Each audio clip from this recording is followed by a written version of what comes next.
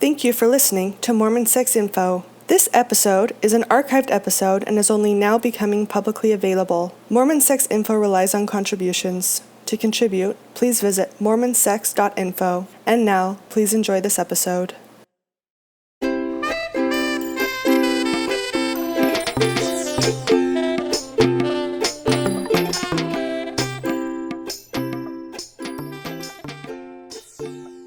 Hello and welcome to Mormon Sex Info. This is Natasha Helfer Parker, and today my guest is Dr. Julie De Azevedo Hanks. She is a licensed clinical social worker and psychotherapist. She's the founder and director of Wasatch Family Therapy in Salt Lake City, Utah area, and the author of The Burnout Cure and the Assertiveness Guide for Women. She's a blogger, she's a media contributor, she's a consultant, she's also a songwriter, kind of in another part of her life, and she currently lives in Salt Lake City with her husband and 4 kiddos. She's a very strong voice in Mormon circles, and I'm just thrilled to have you on, Julie. Welcome to the show. Thank you so much for having me, Natasha. Well, we are here today to talk about how assertiveness, especially for women, can either help or detract from sexual relationships. So we are going to just dive right in. And I guess the first question I'd like to ask you is a little bit about the work that you've done, so you can tell us a little bit more about yourself, the themes that you notice when you work, especially with Mormon women, that led you to write this book to begin with. Yeah, so just to clarify, the book isn't specifically about sexuality and assertiveness. However, all of the principles apply to all areas of women's lives. So definitely applies to sexuality as well. In my practice in working with Mormon women and also in my studies, I've noticed that women are primarily defined in relation to other people, defined as the supportive person in a marriage, the supportive person in a family life, and rarely as a complete whole individual. And I think that becomes really problematic in sexuality, right? Because if women are going into sexual experiences thinking their job is just to support the sexuality of their spouse, that's going to impact their ability to have a satisfying sex life or to even know what they want. So that's one of the main themes that I've seen in my practice, and I try to help women really see themselves as a whole person, get to know themselves emotionally, spiritually, physically, and then enter into a relationship as a whole or a more whole person. And I think that's just a lot better mentally, relationally, and sexually. So before we get into the more sexual component, tell us a little bit about your book and the themes that you wanted to make sure you got across, regardless of the piece of the relationship spectrum, right? So we'll focus on sexuality here in a bit, but what else was going on that made you think, this is something I really need to write about? This would be a good resource. Mm-hmm. So often when we think of assertiveness as strong words, but what I noticed in my practice is that a lot of women that I've worked with don't even know what they think, feel, want, and need. It's hard to be assertive and find the words and take a stand on something when you don't even know, you don't have access to that information readily. And so in this book, I wanted to back up a couple of steps and not just talk about what to say and how to take a stand, but also how to understand your history, what you're bringing into your conversations and blocks to assertiveness, and then how to identify what you are experiencing right now in your feelings, thoughts, needs, and wants.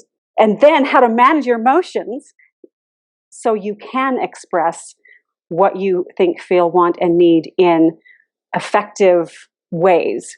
And so I think that's what makes this book unique, is I back up several steps instead of just, well, you need to say it like this. Well, you need to know what you value and what you want to say and what you need. And so I think that's something that makes this book unique. And also there's another component that once you express yourself, an openness to the other person's experience and point of view is really important. And so I include that too. assertiveness can actually help relationships and develop empathy for other people. So in looking at where we come from, this doesn't come from anywhere as far as why we might struggle with these types of concepts. When you think about general messages about women, we tend to get, even outside of Mormonism, this idea that women are kind and compassionate and feminine and beautiful and soft and sultry, right? And nice. And specifically in Mormonism, we definitely have these messages that women are, to be a helpmeet, that they're to be the comforter, the support, exactly, the homemaker, the home manager, the keeper of the overall spirit of the home even. And so when you look at the word assertive, that's an interesting word. And, we know in our overall culture that women who are leaders in the business field tend to have this struggle with, if they are assertive, they're kind of quote unquote now the nag, right? Or the biatch, right? Whereas with men, when they're assertive, they're considered really good, strong leaders. So can you talk a little bit about, where do we come from, and why might these things be a problem from us, even on a subconscious level? Yeah.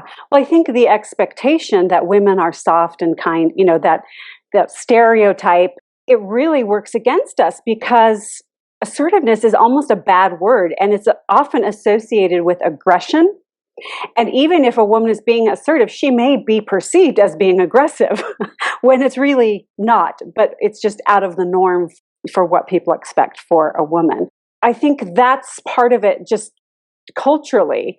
I think a big barrier to thinking of ourselves assertively and to being assertive is this fear that somehow being assertive will create disconnection in our relationships. And that's the number one fear why women don't speak up.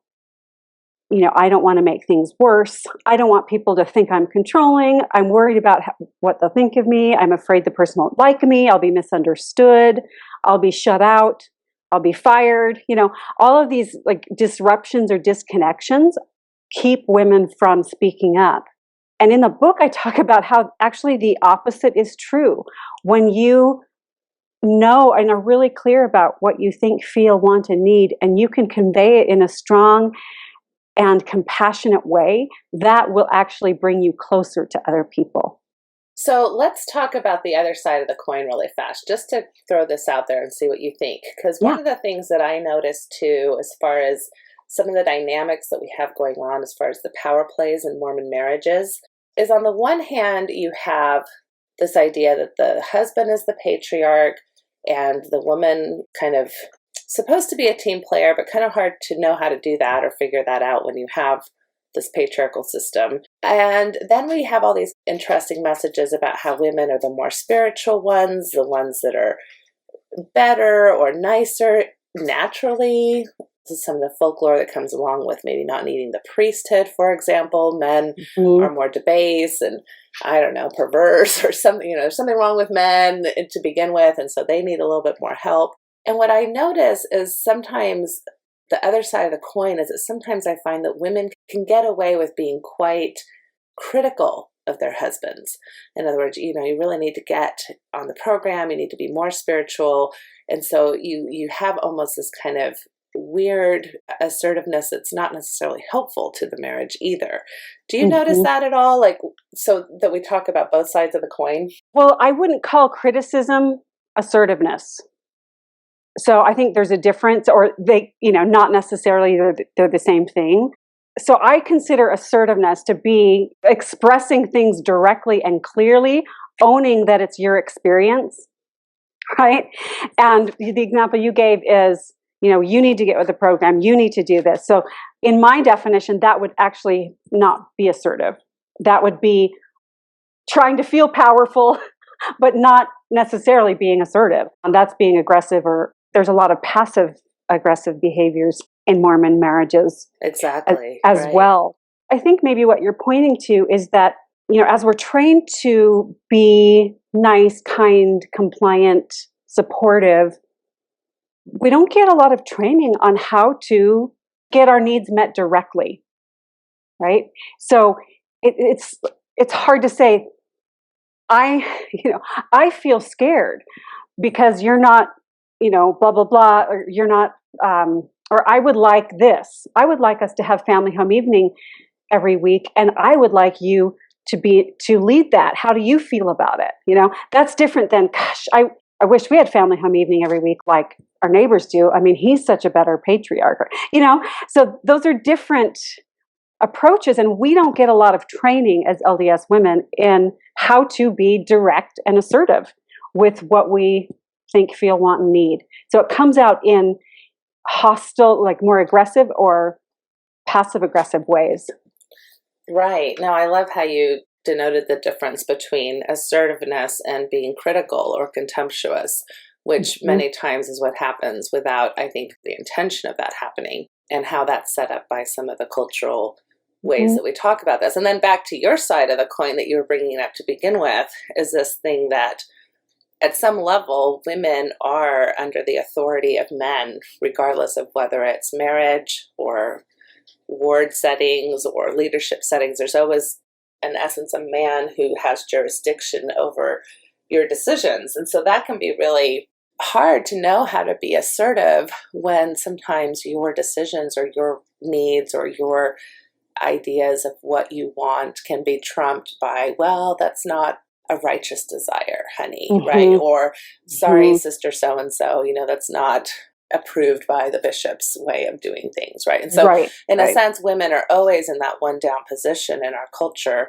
whether it's in the marriage or in social positions. And so what do you have to say about how do we, one, recognize that we're not always going to be able to change that, deal with that, and be aware of that as we try to become more assertive in our dealings? That's a great question. So I hear what you're saying, and I guess I want to frame it maybe a little differently. So being assertive doesn't necessarily mean you're going to get what you ask for. It doesn't mean you're going to be responded to. You're not going to get what you want every time. And it's still important to do for your own mental health, right? So just being able to know what you want, ask for it, that's important whether you get the response you want or not. So I think that's important to say. Culturally, I hear what you're saying about the authority of men. And I have a really strong emotional reaction to that, because I know in my mind, that's not Zion. Like, that's not how it's supposed to be. It's supposed to be partnership, and we're trying to work and figure that out. Wait, how do we do this together, this work together, and not have the hierarchy of somebody has control over, if that makes sense. So, but we have that at this point. So I think it's important for women in this current structure to recognize that they are their ultimate authority, and their relationship with God, that is the ultimate authority.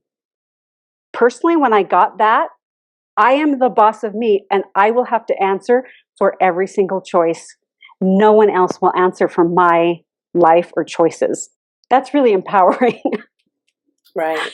So I think that's important to teach women and girls that actually you're not under, in certain structures, there's an impact. You have to work together, but ultimately you are in charge of your life and how you, the choices that you make, and whether you choose to engage or not in the church or in marriage or whatever, that kind of having that message that women are powerful, and not continuing the story that we're always subject to male approval. Does that make sense? No, for sure. And I think it's a problem for most men these days too. Let's talk about your typical Mormon marriage, 30-year-old guy with a 28-year-old woman, let's say. Most Mormon men that I work with in that age frame anyway, want an egalitarian relationship with their wife, don't want this idea of I'm in charge and I need to make the decisions. And so I think it is difficult, because even though we grow up with these kinds of, one, traditions, and second, also doctrinal understandings of structures and how they're supposed to work, there is the real life lived experience of couples who are at odds with this back piece in a sense, Right. and want the egalitarian Well, relationship. most people I know want that. I think we're actually in a really exciting time where there's dialogue about this. Like, how do men and women work together? What does preside actually mean? It's not power over, it's power to lift your family. It's not making all the decisions. It's, you know what I mean? It's power to bless other people. It's not power over. And so I'm excited about the possibilities as we kind of let go of some of the traditions, Western cultural traditions of men dominating, power over, and kind of figuring out how that works in partnership.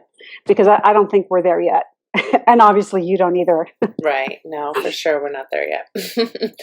But okay, so you mentioned how becoming assertive can really be good for our mental health. Can you speak more about that? So I think a big part of mental health is knowing who you are, what you value, and what you want. So you can't get that, and you can't ask for it unless you know what that is. And so kind of that sense of I'm responsible for my life is an empowering place to live from.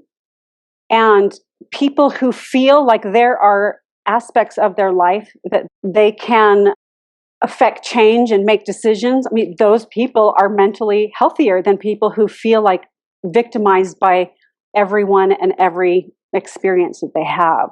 And so I think that's where assertiveness and mental health come in. It's you're clear about who you are and what you want, and then you're able to act in ways that get you what you want more often than not. I would second that. I think at the same time, what ends up happening in a lot of religious cultures, not just Mormonism, is these questions that you just placed, who you are, what you value, and what you want, are in a way organized by the culture. They tell you who you are and what you should value and what you should want. And sometimes that's really helpful because there's like a structure there, there's a community there, there's a moral compass, that people can agree with. So I'm not saying that that's all bad. However, if some of what the culture is telling you should want, or how you should believe, or how you should value things doesn't resonate with you, doesn't feel true to you, and then you choose the culture over yourself, I think that's, one of the definitions of cognitive dissonance and why people can have some anxiety or even depression when that happens. And especially if the culture marginalizes, dictates, but then if you don't follow, then marginalizes you on top of it, so now we're going to treat you differently, or you're not going to be as welcome in the system. Those can be really difficult things, both from a mental health and social perspective. This brings up a really important concept in the book that I talk about, is the concept of differentiation of self and the ability to be your unique self in relation to other people. And so it's navigating that tension. And that is a sign of mental health, to be able to be unique and to stay connected. And so I frame assertiveness as part of differentiation of self. Like, this is me. This is how I'm the same as the group. This is how I'm different than the group. And I can still be in relationship to the group, whether the group is a family or a ward or whatever. But we learn that level of differentiation of self in our families based on how much difference our families can tolerate without overwhelming anxiety. So I think that applies to our relationship with the church, right? Being able to sort through and say, oh, I really connect, and I love this greater purpose, and I really do believe that I'm here for a reason, and I'm going somewhere, and there's a purpose to my life, and this is how I'm unique. Well, I'm not really sure about this aspect or this aspect, and being able to decide that for yourself and be okay with it, and not have to choose other over self or self over other. I talk about differentiation all the time, and I was teased that Joseph Smith must have had a little bit of an Italian gene in him, because we've turned out to be a enmeshed culture, and which reminds me a lot of my Italian family that I come from, where there's a lot of if you're different from the group, it is now a loyalty issue, right? It is now you must not love grandma because you don't want to come to dinner, or things like that. It's personal, right? Right. And I do think I see that a lot. I've seen that a lot in my practice with Mormon families, that leaving the faith or not saying, we're not coming to Sunday dinner at your house every Sunday anymore, or saying, I'm going to wear really short shorts, or whatever it is. Different families can tolerate different levels of difference in the family members. And I think we, in general, in American Mormons tend to not tolerate very much, right? Because there is a certain ideal that we're supposed to look like. There's a program. And if we're different from that, we're not doing the program. Okay, so let's move on to getting more into the realm of sexuality. All right. So, and I'm going to use this framework of these 3 questions that you posed. So when it comes to this identity as a sensual or sexual person, I would say that a lot of how this is framed for us is, who are you? Well, you're a daughter of God. What do you value? Well, purity, morality, being sexually clean, virtue. And what do you want? Marital sex, right? So, and those are the kind of the things that we talk about in general in a church setting, which that's fine. There's nothing wrong with those values of purity and being morally clean. At the same time, they're not super sensual terms. They're not necessarily terms that tune us into our sensuality or our sexuality, or what I call the sexy diva in each one of us. And so, why don't you talk a little bit about how this concept of assertiveness can help us identify as sensual and sexual women, even if we are a Mormon wife, etc. Right. And I think the way that we frame sexuality, comes not just from Mormonism, but Mormonism's informed by, Victorian values, Puritan, so we've inherited all of these larger paradigms for sex that may or may not be very helpful. I'm trying to look up a phrase that I just found in the Parents' Guide. I think it's just called A Parent's Guide on LDS.org for talking to your families about sex and intimacy. Yes. But basically, it says something to the effect of, virtue is a girl's crowning glory and self-restraint is a male's, or something like that. It was like, wait a second. I thought virtue was supposed to be like gender, equal there. Or even the fact that we see the word virtue through a sexual lens only. Right. What is that? Yeah, that is limited to that. I think that's a great point. We never hear women, well, not never, but hardly ever hear women, or anyone for that matter, talking about sex positively or in any detail. I mean, it's rare that you're going to have a young woman leader stand up and talk about sexual morality and talk about how amazing her sex life is. Like, we just don't talk about it. And I think that does such a disservice, because it makes it so it's really hard to integrate sexuality into adult life, because you just don't even know what that means.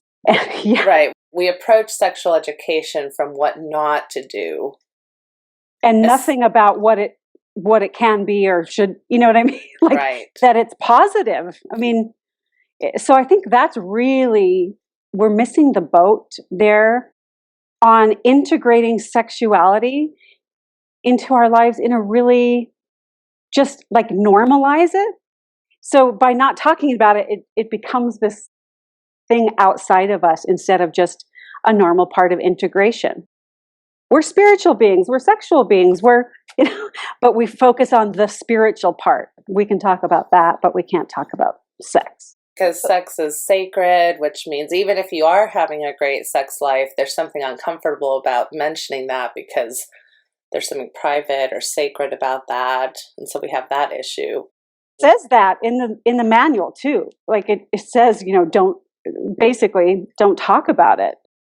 Yeah, I just think we could do so much better leaving that female pedestal of untouched by, wait, the cool thing about Mormonism is we have the same sexual standards for men and women. So let's start talking about them as the same, right? Like, and that we tend to be pretty sex positive in our underlying doctrine, that it is right. seen as something necessary, not only for procreation, but for pleasure and for bonding of the relationship. I mean, not a lot of religions necessarily have that incorporated into their doctrine about sexuality.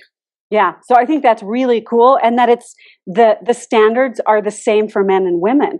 So why don't we talk about it as if they are? We talk about it differently. From the male side, we shame boys a lot and kind of put men in this, you're this sex machine that needs to be controlled, or you're this kind of carnal man that needs to be reined in. I just think, okay, like I get that there are physiological differences, but really, like, I wouldn't want to be characterized as that. Yeah, more and more these differences aren't so clear in the research. Totally. Women and are pretty variation. right. Women are pretty visual. Men are pretty visual. Women are pretty sexual. Men are pretty sexual, and especially it varies by individuals, right? And I found that quote, Natasha. Oh, good. Chastity is the crown of beautiful womanhood, and self-control is the source of true manhood. Wow. So that's the current parent's guide. So just that phrase says a lot about how we view the sexuality differently for men and women, right? It's the crown of beautiful womanhood, but it's not manhood. And again, it's not even that language. Can you repeat the part about the woman? Yeah. Chastity is the crown of beautiful womanhood, and self-control is the source of true manhood. Well, I don't know about you, but women have to have self-control too. Like, really? That implies that women do not have sexual desires or drives. So I think the language, like you're saying, is really, we're doing a disservice. And again, I think it's like there's nothing in that phrase for the woman that really taps her into her sensuality. It's like chastity is the crown. And we talk about chastity like 99% of the time about not having premarital sex. Right. And even though I understand that there's a space for that word, even as a married individual, to be a chaste married person who is sexual, we don't really ever talk about it in those terms.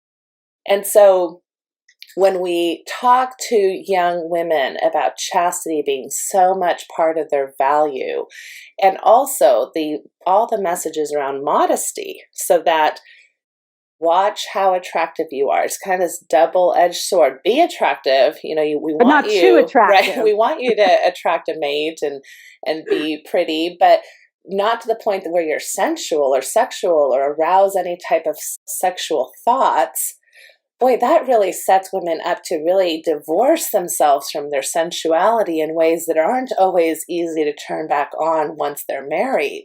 And we're not really helping young women feel comfortable with the idea that, yes, I am sexy, and yes, I am attractive, and yes, I can enjoy this part of myself in line with my values, instead of just having it be either or. Amen. I think we teach girls that they're primarily valued for their physical appearance from birth on. You're so cute. You're so pretty. Oh, I love that dress. Oh, cute bow. Like, who did your hair? Oh, we just comment a lot on appearance and then shame them when they're adolescents for leading with their appearance. Like, wait a second. That's just kind of this no-win situation.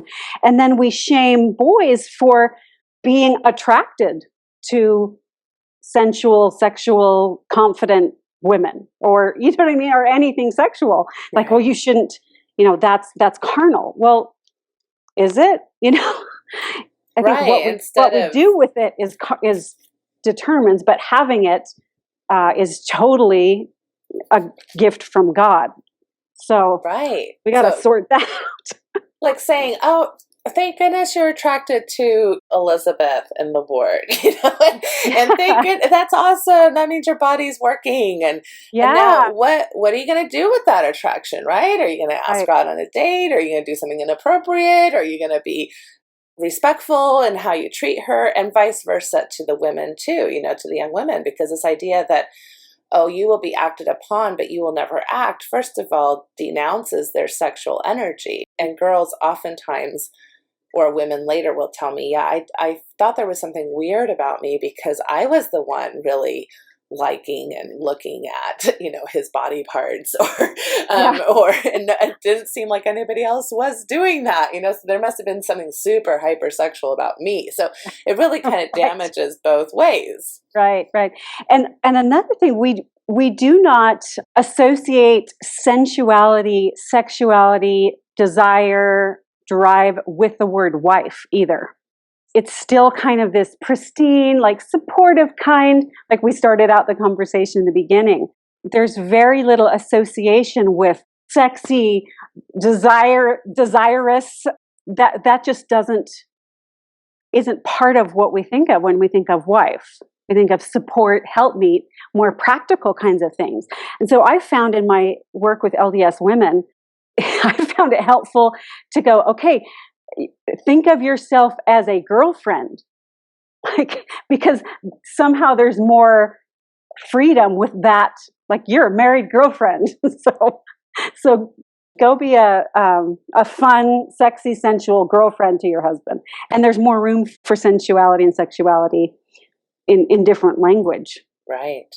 No, I love that, because many women describe that idea of something happening to their desire after the wedding, or even after becoming a mom.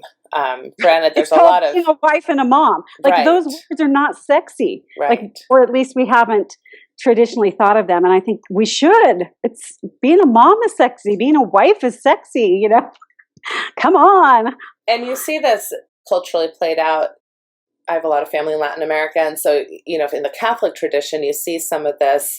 Again, I'm not so sure so much today, but in the past, where it was very common for Catholic men to have a mistress, because they wouldn't want to defile their wife or the mother of their children in these sexual ways and really show up with them and their fantasies and their desires sexually. And so, again, this is not just a Mormon thing, but you see where somehow the role of wife and mother have been desexualized in our cultures, and the problems that come with that we need to be really aware of. And again, since so much of our education to young kids or to people in general happens when we don't want them to be sexual, then it sets up the framework that is really hard to recover from later in life. Yeah, definitely.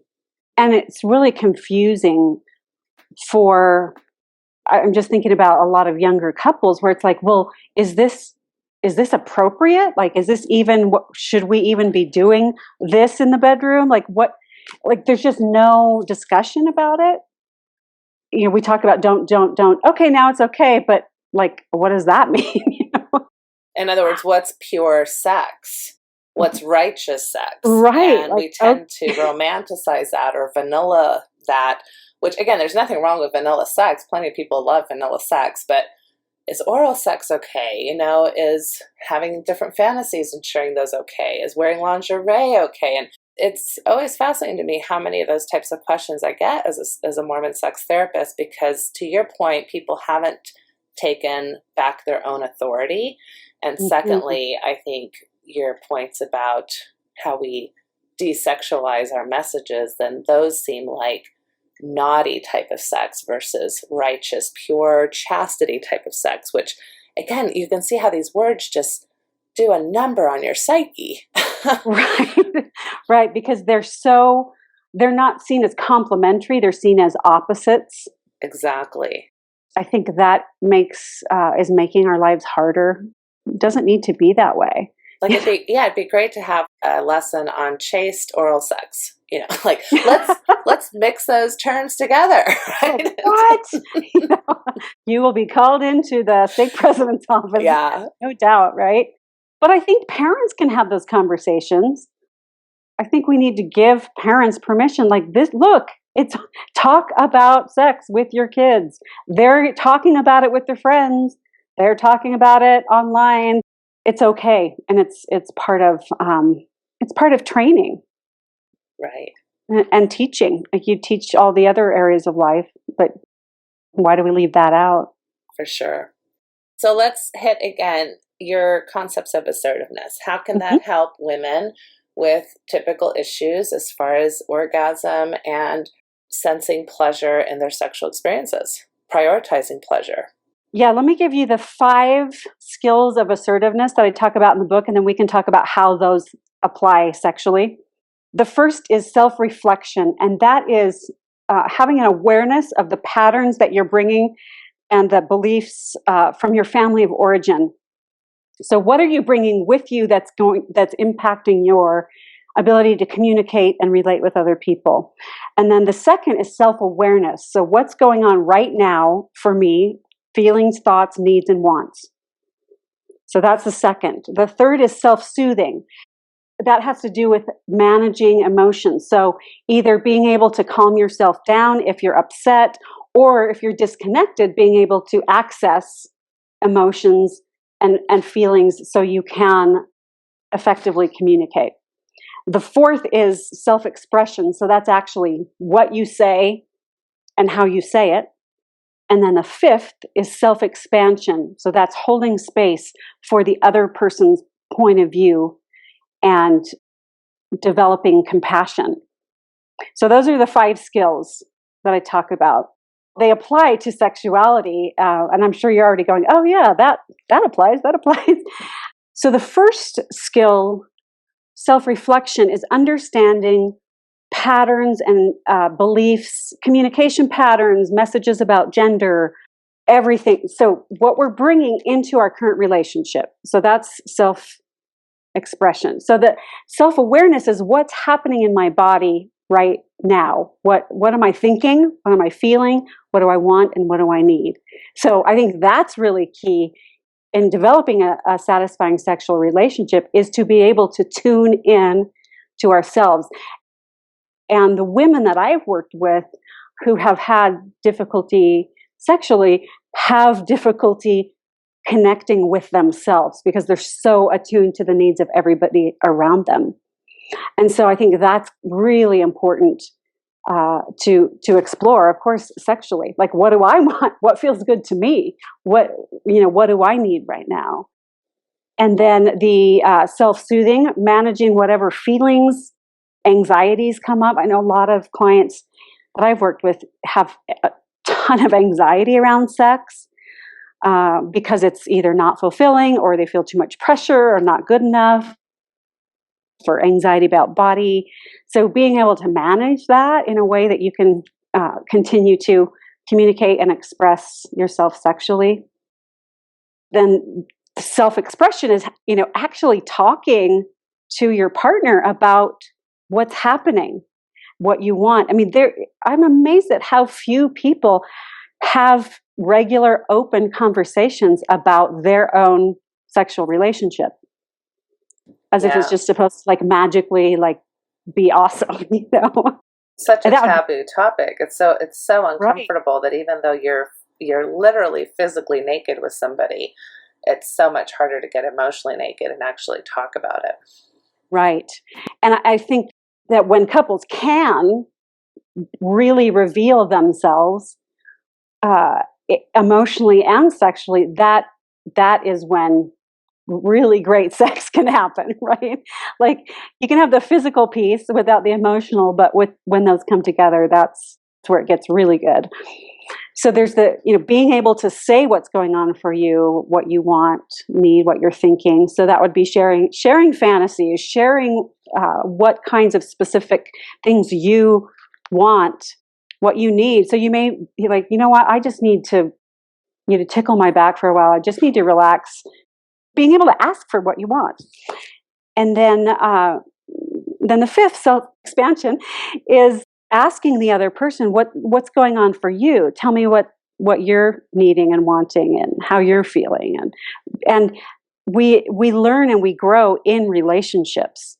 And I think the marital relationship and the sexual relationship provides opportunities to grow in ways that no other relationship does. But we have to be willing to show up, authentically and take the risks to express what's actually happening for us. Doing that type of work will help a woman then prioritize her own pleasure, prioritize her own sexuality. It's interesting, when I work with couples, oftentimes I'll say, well, tell me about just kind of your body, like how often does your body want sex or ask for sex or, gets horny, quote unquote, and what's it asking for, what types of sexual response or affection, etc. And in general, the man is usually pretty good at telling me those things, whereas the Mormon woman would be like, that's, I don't know, or I haven't really thought about that, or maybe stereotypically she's the lower libido partner in that marriage, and so therefore she's so busy just kind of keeping up with him or negotiating whether or not she wants to be sexual with him and meet his sexual drive that she doesn't even have the time or energy to really think about those things on her own. That's where that self-awareness and ownership is so important for women, and then expression sexually, to be tuned into yourself is crucial. So let's talk about libido differences. How would you say assertiveness skills, working on your assertiveness skills can help manage libido differences, which I usually try to frame those as just different bodies. Nobody has to be the bad guy here. You don't have to be the bad guy because you have the higher libido or the bad guy because you have the lower libido. It's just right. And isn't that the truth that we tend to go like, who has the problem? Instead of, well, there's a mismatch here. Like, nobody's to blame. Let's figure out what's going on and how to navigate this. And this is another example, a really great example of differentiation of self, right? How can I be different and still connected? And negotiating the differences in drive, I think, is a really important exercise in differentiation. Right? So being in a relationship doesn't mean you always give the other person what they want or you always get what you want. It's navigating that together, right? And so I think it's just the best exercise in differentiation of self, because, say you're the lower libido partner, well, if you only have sex when you want to, then you may never have sex, right? Or you might have it twice a year and be fine. Higher libido person, if they got it whenever they thought about it, then it'd be like you wouldn't be able to work through a whole day. So navigating that, I think, is an important part of adulthood. And it's just, it represents what happens in every relationship, is navigating that. Like, how am I myself and remain connected and attached to this person, and how do we work through that? So it's really finding that, not having to choose other or self. Like, I always have to please him or her, or I always have to just only do what I want to do or not do what I want to do. Does that make sense? Absolutely. Right. With that, avoiding these meaning ruts, like, well, it must be that you really don't love me or prioritize me, right? Or it must mean that there's something irrevocably wrong with me. And also avoiding polarizations, because I think sometimes, because these types of differences, of course, will manifest in some anxiety, then how we manage anxiety, like you're saying, if you're not well differentiated and can't self-soothe very well, it polarizes people, so that now the next time there's more tension and more tension, to the point where I can't even hold your hand because somebody thinks we're going to have sex.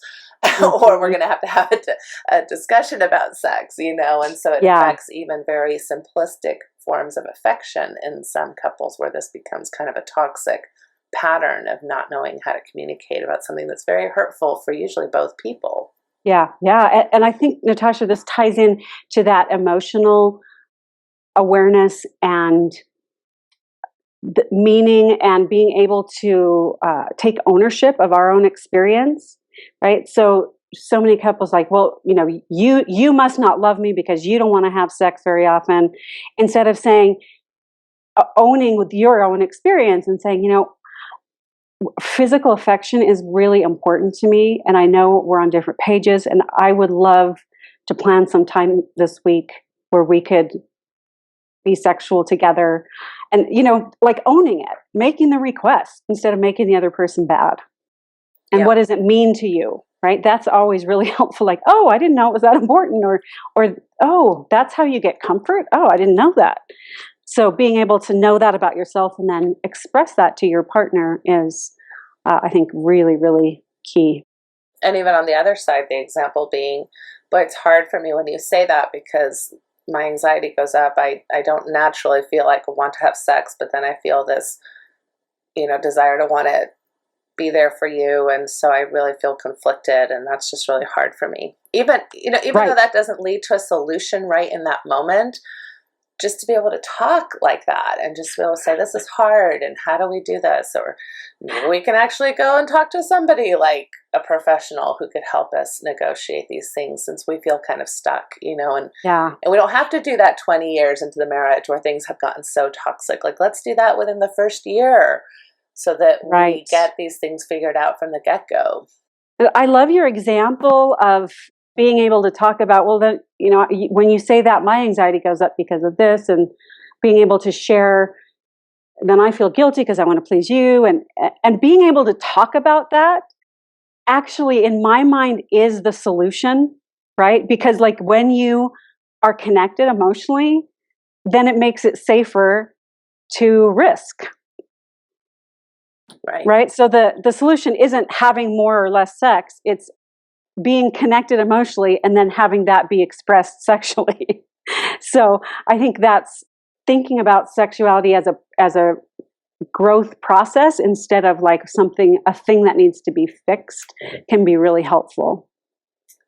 Yeah, and I love that growth process because that denotes for me or brings up the image of a journey, which I think sexual relationships are a journey, and you're going to go back and forth. If you're going to spend 40 to 50 years with somebody, which, is maybe what most of us or some of us want to do, you're going to have a lot of fluctuations. There's going to be maybe illness or pregnancy or hormonal changes and age changes and different stressors, so that you probably will take turns being the higher libido partner or the lower libido partner at some point in your marriage.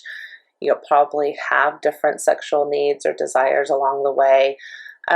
It's a long time to be together, and to have this expectation that we're going to figure it out or it's going to naturally come together and then we're set for the rest of our life is really an unrealistic way to look at that trajectory. Mm-hmm. Yeah, definitely. And I love how David Schnarch talks about everybody has sexual desire differences. Like that's just totally normal in marriage. I love how he normalizes it instead of pathologizes it. We don't have the same brain and body? Right. That like that's totally normal instead of, oh my gosh, we're totally broken because one wants to have sex more than the other. It's like, well, of course. And that just like, oh, everybody experiences that? Yeah, most people do. Or at least at some point. So totally normal. So now what do you do on your journey, right? Right. Well, and one other thing that I want to bring up as we gave these examples of how to talk to each other, it's this idea of creating safety in the relationship for difficult discussions. But that doesn't mean that safety only starts with the one person's offering. So in other words, the person, like you say, says, hey, this is really important to me. I really connect through this, and I'd really like to have a sexual encounter with you this week. And then the person listening to that says, oh, I need to be safe, so I'm not going to really present my stuff. I'm not going to say that I'm anxious, right? Because I need to make this a safe place for them. That's not okay either. Right. Because then it just shuts down the conversation on that one end. They're right. I need to do this. I can't, it's dumb that I feel the way I do. So I'm just going to go with it. And then that builds this resentment or this inability to communicate and really show up. And then let's say that doesn't happen and that second person says what I said, right? Which is, well, that brings up some anxiety. And that first person is like, oh, well, now I need to be safe. And so I never should bring this up again. I should never tell this person that I needed that. I shouldn't have put them in that position. So you can see how safety denotes being able to go back and forth as many times as needed. It's not just, oh, I need to be safe and not share what that brings up for me. Right. Like safe does not mean no conflict, no differences. It doesn't mean that, right? It means showing up authentically and allowing your partner to do the same and being able to hold that and sort through it together. Right. so that the back and forth is the safety, not, oh, okay, I'll just be quiet then. Right. Not preventing anxiety in the other person or worry or sadness. Like, I think too often we try to prevent the other person from having certain feelings instead of just being there for whatever they're feeling. And I know listeners are probably sick of me saying this because I say this all the time, but I just think it's so important to understand the difference between a protection style marriage and an intimacy style marriage. And I think sometimes the messages we get within Mormonism, which is for men, be the provider, don't break the heart of your fragile, beautiful, wonderful wife. For women, to be the helpmeet and the comforter. It sets people up for protection style marriages, which are usually very loving and well-intentioned, but nobody shows up because I'm so worried that I'm going to hurt you with my fantasy or my desire or my pleasure seeking, whatever it is. Whereas an intimacy style marriage is more what we've been talking about just in these last parts, where we really do show up and say, well, this is what's happening, or this is what it's like for me when you say that, or well, then now this is what it's like for me when you say that about what I said, right? Right. It's back and forth. Exactly. Right. Yeah. And I think the protection style marriages look really great on the outside, and they're not, it's prohibiting the growth of both people. That's right. Because they're not being authentic and then not practicing differentiation. Like, how am I different? What's my experience? And yeah. So I think we sometimes idealize the protection style in our culture for sure. We've never had a fight in 50 years. Yeah, those marriages. What's wrong with you? Exactly. They worry me. Or when I see their kids and they're like, yeah, my parents never fought. And I'm like, oh, shoot. So now you didn't learn how to fight, right? Or repair. Or Right. And it's interesting if you really look at some of the deeper Mormon kind of doctrine, is this idea that Satan, the adversary, his plan was no conflict. His plan was everybody get through the system, everybody make it through fine.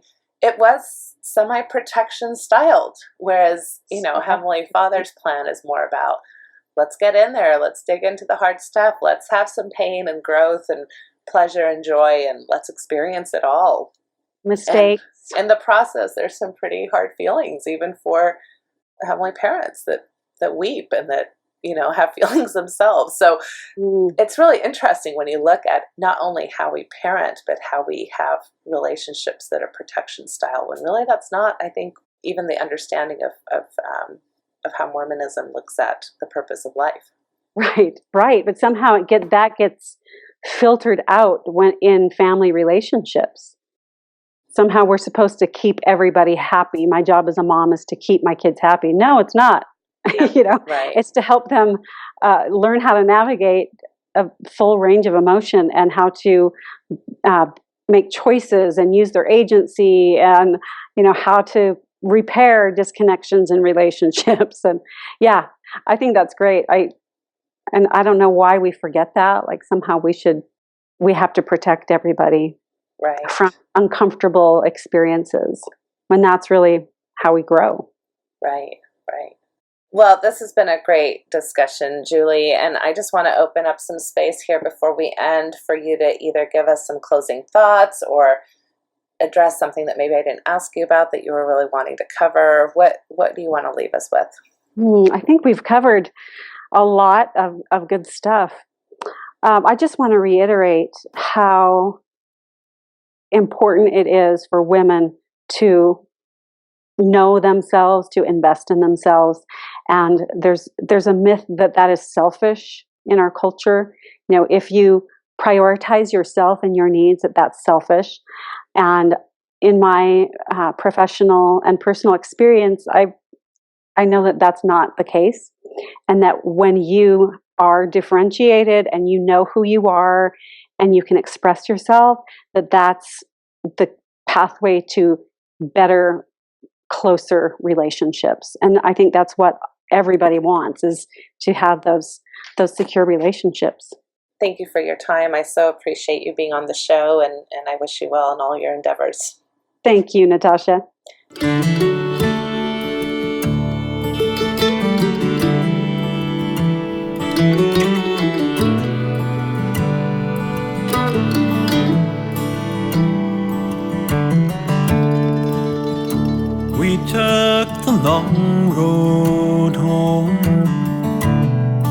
turned minutes into miles. And as the evening traveled on, the sunset bathed your smile. We stopped beneath the desert stars, wrapped in each other's arms. Was as simple as I love you, an ordinary, extraordinary truth.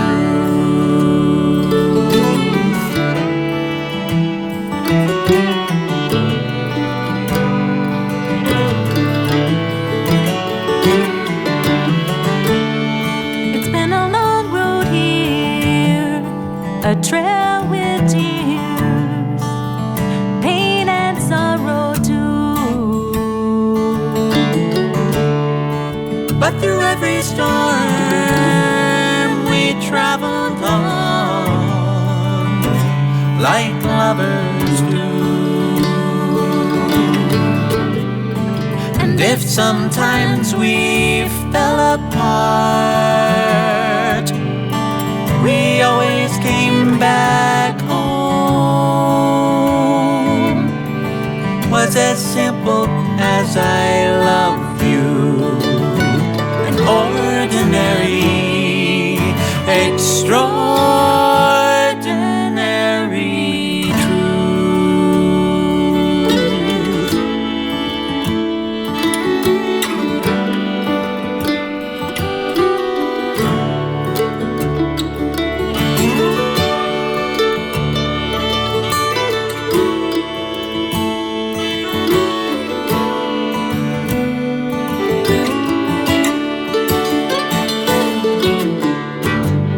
Some people say love is blind and forever is too long.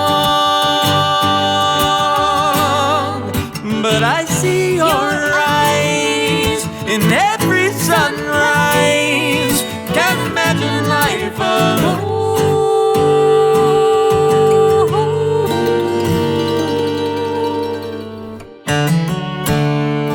Let's take the long road on together until we're gone. Want you by my side till the day I die and into the beyond. It's as simple as our love is. That's how I wanna go, all wrapped up in the arms of our extraordinary. It's nothing hard.